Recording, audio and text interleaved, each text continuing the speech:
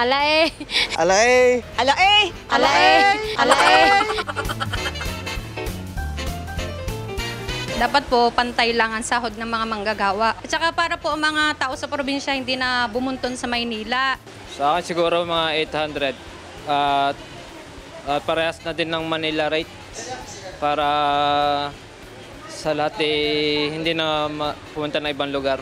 Para po sa akin, dapat ay pantay-pantay lang ang mga minimum wage ng manggagawa. Dahil isa naman ang presyo ng bilihin sa Maynila at saka dito sa probinsya. Dapat mga 700 to 800, sapat na yan sa sa katulad namin. Ano na bilihin, matataas na. 600 above po na same as Manila rate.